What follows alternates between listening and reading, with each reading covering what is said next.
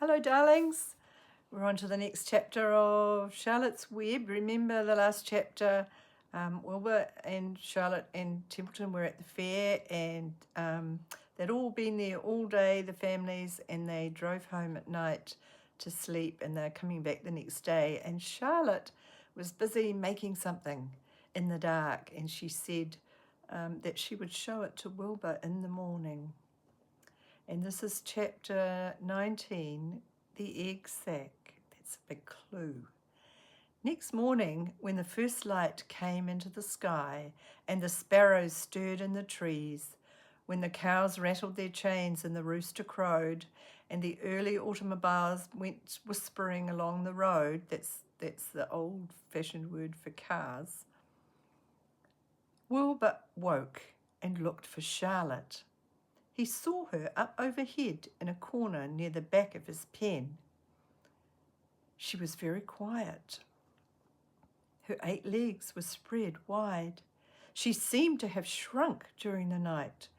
Next to her, attached to the ceiling, Wilbur saw a curious object. It was a sort of sack or cocoon. It was peach-coloured and looked as though it were made of cotton candy. "Are you awake, Charlotte?" he said softly. "Yes," came the answer. What is that nifty little thing? Did you make it?" "I did indeed," replied Charlotte in a weak voice. "Is it a plaything?" "Plaything? I should say not. It's my egg sack, my magnum opus." "I don't know what a magnum opus is," said Wilbur. "That's Latin," replied Charlotte. "It means great work. This egg sack is my great work, the finest thing I have ever made." "What's inside it?" asked Wilbur. "Eggs?" 514 of them," she replied. 514? said Wilbur. "You're kidding." And this is what the egg sack looked like, with Charlotte sitting on top of it, attached to the ceiling.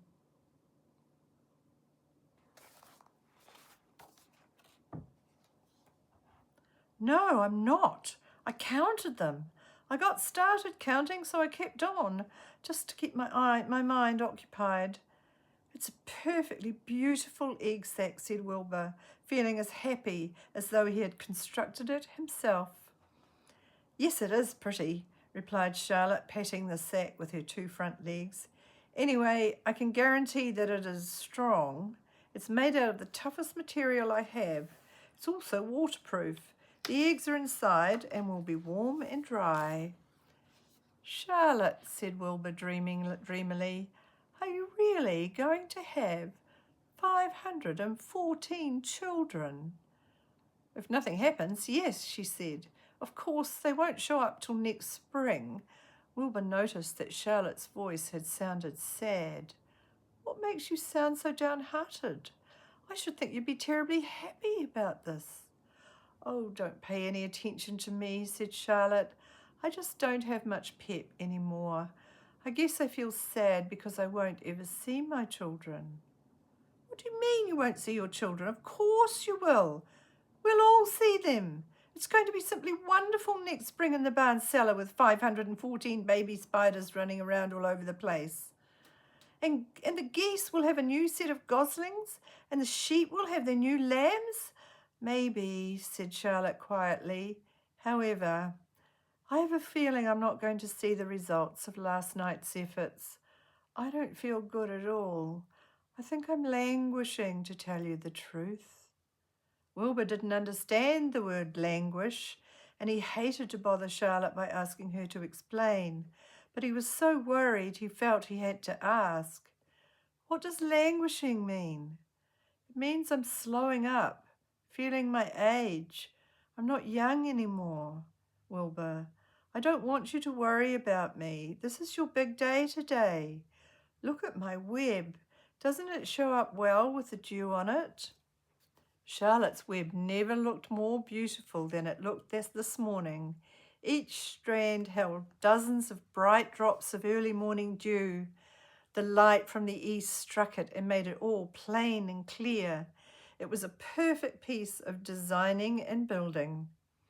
In another hour or two, a steady stream of people would pass by, admiring it and reading it and looking at Wilbur and marvelling at the miracle. As Wilbur was studying the web, a pair of whiskers and a sharp face appeared. Slowly, Templeton dragged himself across the pen and threw himself down in a corner. "I'm back," he said in a husky voice. "What a night!"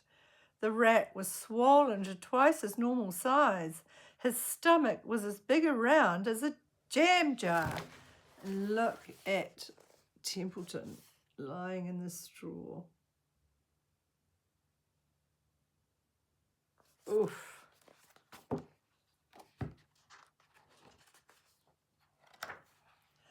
"What a night," he repeated hoarsely. "What feasting and carousing! A real gorge. I must have eaten the remains of 30 lunches. Never have I seen such leavings, and everything well ripened and seasoned with the passage of time and the heat of the day. Oh, it was rich, my friends, rich." "You ought to be ashamed of yourself," said Charlotte in disgust. "It would serve you right if you had an acute attack of indigestion."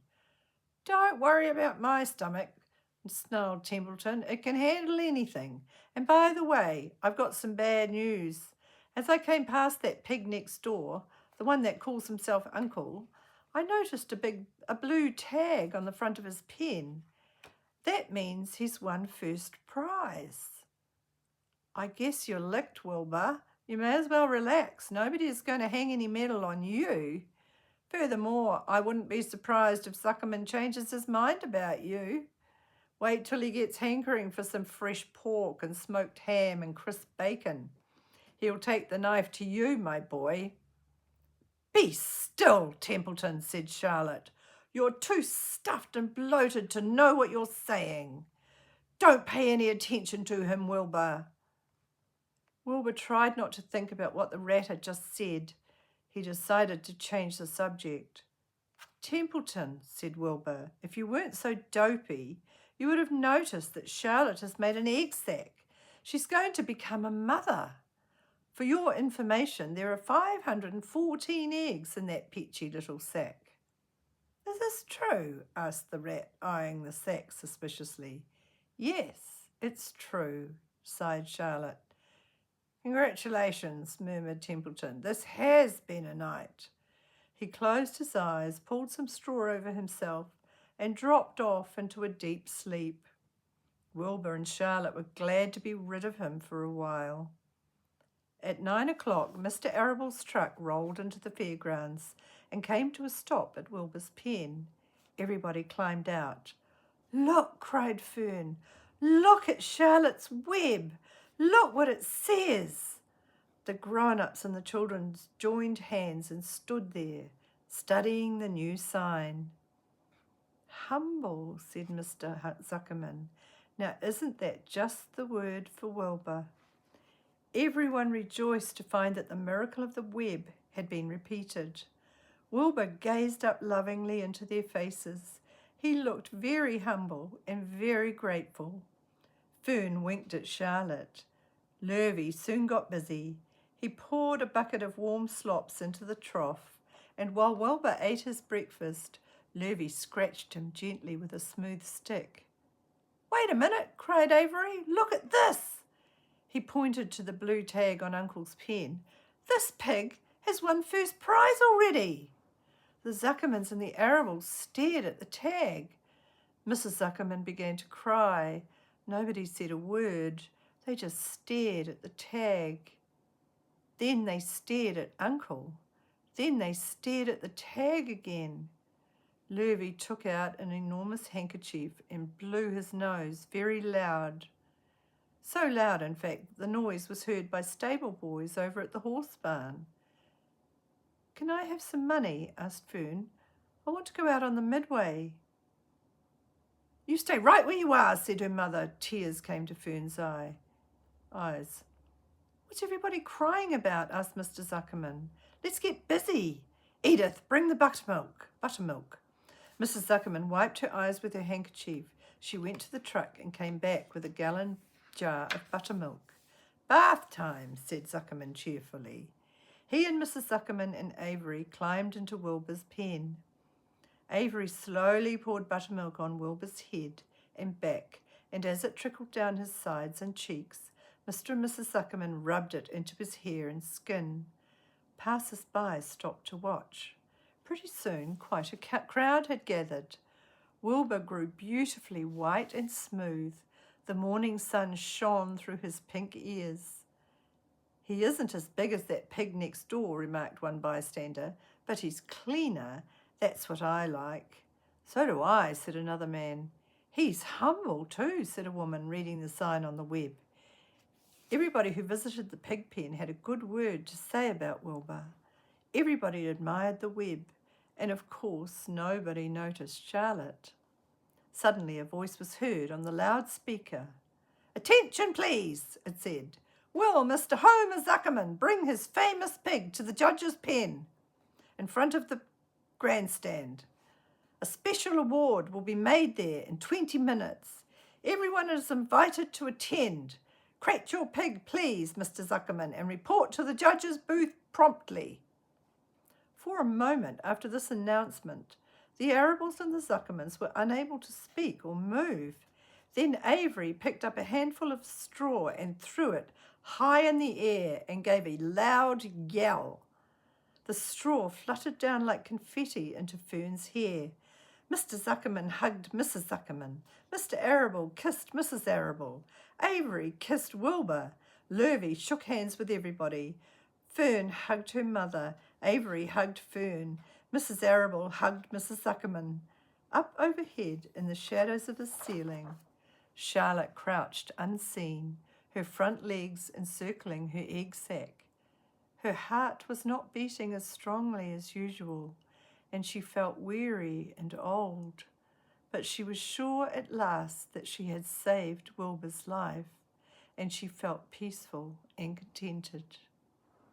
"We have no time to lose," shouted Mr. Zuckerman. "Lurvy, help with the crate." "Can I have some money?" asked Fern. "You wait," said Mrs. Arabel. "Can't you see everybody is busy?" "Put that empty buttermilk jar into the truck," commanded Mr. Arabel. Avery grabbed the jar and rushed to the truck. "Does my hair look all right?" asked Mrs. Zuckerman. "Looks fine," snapped Mr. Zuckerman as he and Lurvy set the crate down in front of Wilbur. "You didn't even look at my hair," said Mrs. Zuckerman. "You're all right, Edith," said Mrs. Arabel. "Just keep calm." And this is the Zuckermans and the Arabels getting very, very excited about the announcement that they had to go to the judge's booth and hugging each other.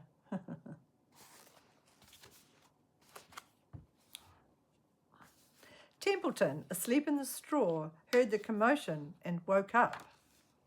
He didn't know exactly what was going on, but when he saw the men shoving Wilbur into the crate, he made up his mind to go along. He watched his chance, and when no one was looking, he crept into the crate and buried himself in the straw at the bottom.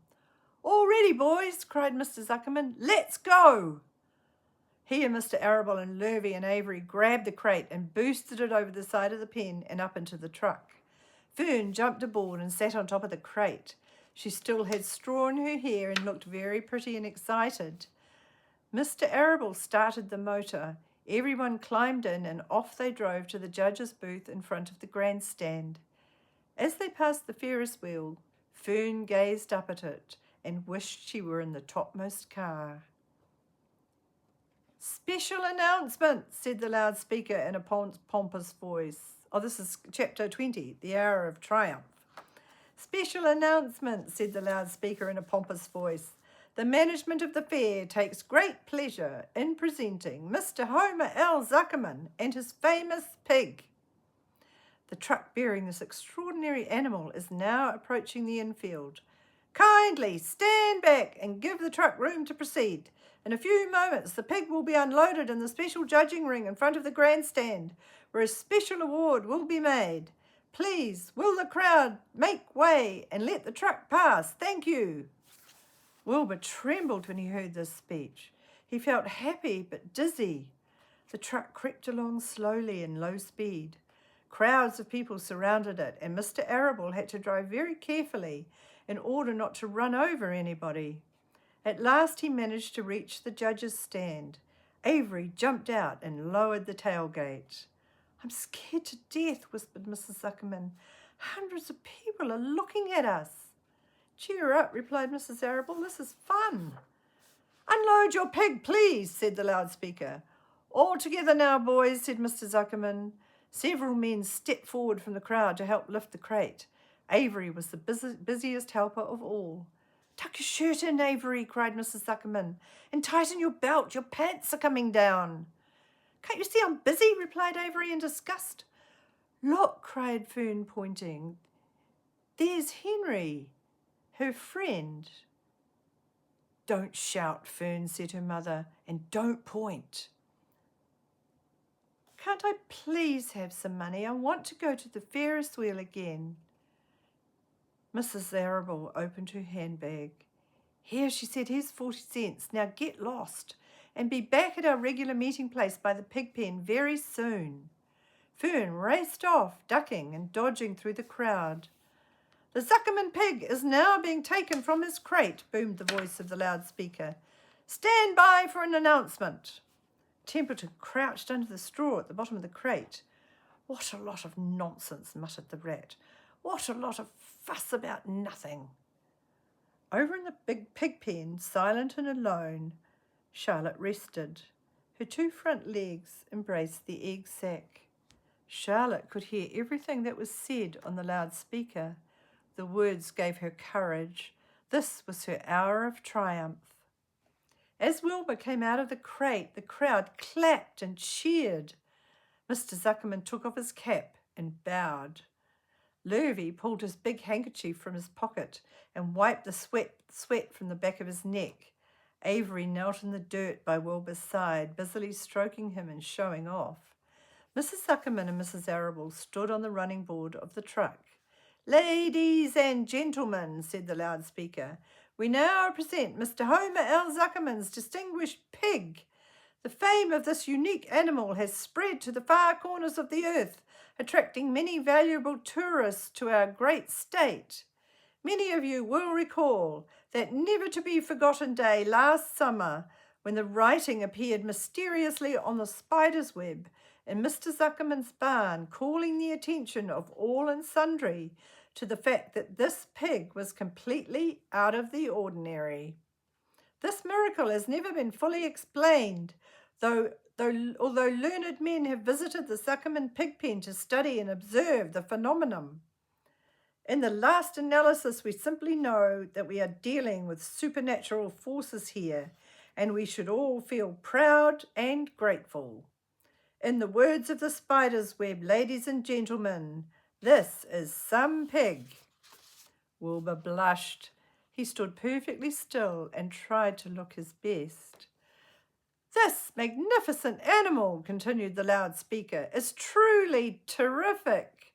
Look at him, ladies and gentlemen. Note the smoothness and whiteness of the coat. Observe the spotless skin, the healthy pink glow of ears and snout." "It's the buttermilk," whispered Mrs. Arable to Mrs. Zuckerman. "Note the general radiance of this animal."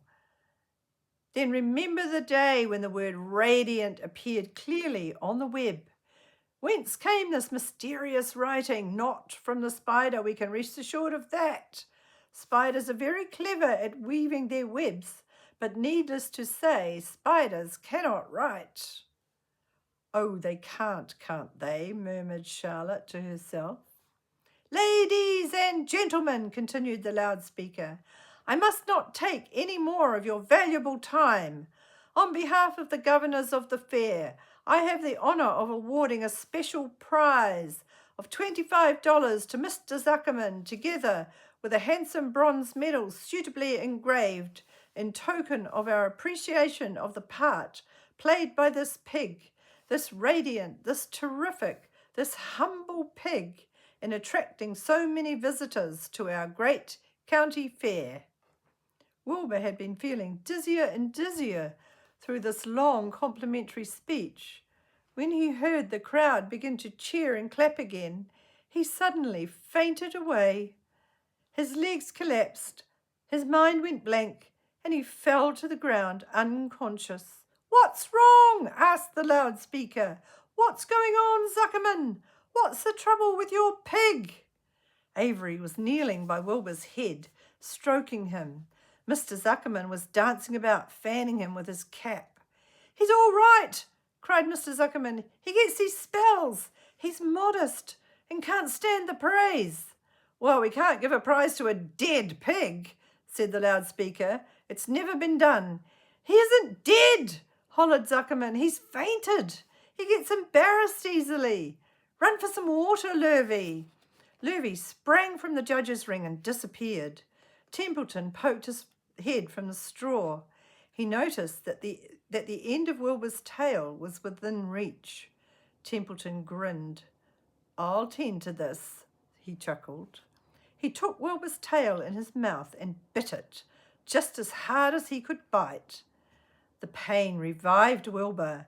In a flash, he was back on his feet. "Ouch!" he screamed. "Hooray!" yelled the crowd. "He's up! The pig's up! Good work, Zuckerman! That's some pig!" Everyone was delighted. Mr. Zuckerman was the most pleased of all. He sighed with relief. Nobody had seen Templeton. The rat had done his work well. And this is Wilbur fainted away. And that's Templeton biting his tail.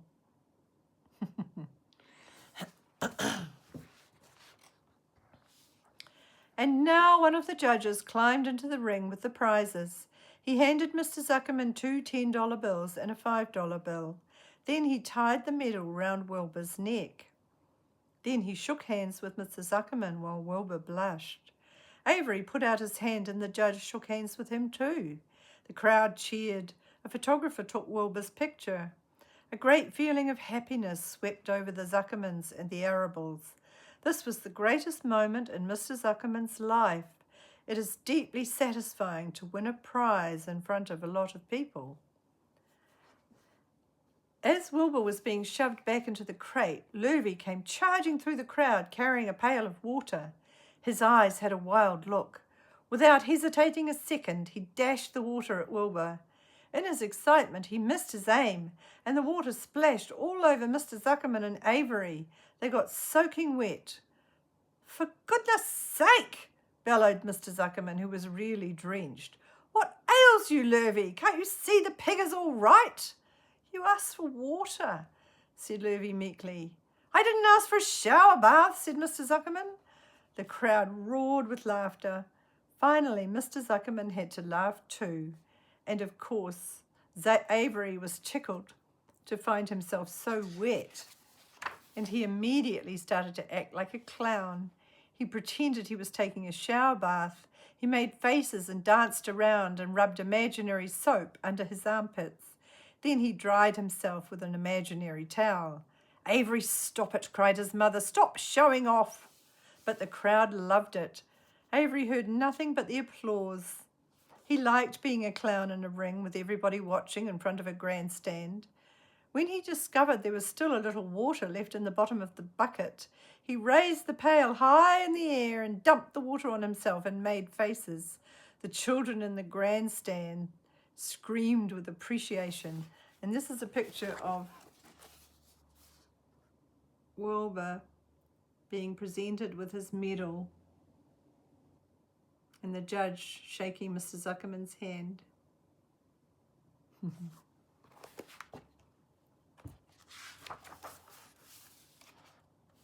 At last, things calmed down. Wilbur was loaded into the truck. Avery was led from the ring by his mother and placed on the seat of the truck to dry off. The truck, driven by Mr. Arable, crawled slowly back to the pig pen. Avery's wet trousers made a big wet spot on the seat. And that's the end of the reading today, honey buns. And I'll see you again soon for the very last part of Charlotte's Web. I love you. See you soon. Bye-bye.